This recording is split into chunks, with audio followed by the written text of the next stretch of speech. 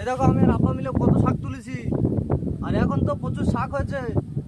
আর খেতেও এই শাকগুলো বেশ ভালো স্বাদ দিতে হয় না কি আব্বা, তাই তো? হ্যাঁ, এই বিনা সার শাক, কোনো বীজ দিই না, সার দিই না, মাটি এমনি হয়।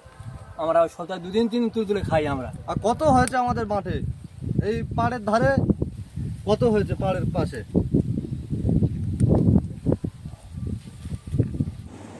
আমরা বাগান থেকে যাওয়ার পথে আমরা দেখতে পেলাম যে আমাদের বাগানে একটা নারকেল পড়ে আছে। যখন যাই আমরা তখন লক্ষ্য করিনি, আর এখন যাওয়ার সময় দেখতে পেলাম যে নারকেলটা পড়ে আছে, আর নারকেলটা অন্য কেউ দেখতে পেলেই গুঁড়িয়ে নিত। এই দেখো কত বড় নারকেল গাছ, আর এখানে নারকেলও হয়ে আছে, আর ডাবও আছে প্রচুর। আর আমরা আব্বা আর আমি সেই নারকেলটা গুঁড়িয়ে নিয়ে এখন বাড়ি যাব। তো চলো তোমাদের আগে যে শাকটা তুললাম সেই শাক তোলা দেখাই। ও ভাই, শাকগুলো চাষ করেছিলে? না, এই বিনা সারে চাষ করে এমনি হয়েছে।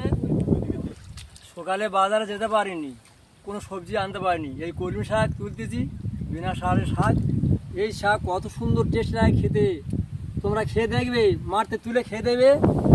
এ দেখো শাকের পাতা, কোনো পোকা নেই, নোংরাও নেই, একদম পরিষ্কার হয়ে গেছে। বর্ষার পানিতে সব ধুয়ে পরিষ্কার। আজকের মাঠে প্রচুর বাতাস হচ্ছিল, এগুলো বাতাসেরই এই শব্দ। দেখো কতগুলো শাক আজকে তুলে রান্না হবে, কত সুন্দর। এই শাক খেতেও ভালো, দেখতে সুন্দর, বিনা সারের শাক, পোকা নেই, কোনো দাগ টাগ গাছে কিছু নেই, একদম সুন্দর শাক, পরিষ্কার শাক। এই শাক আমরা প্রায় সপ্তাহে 2 দিন খাই।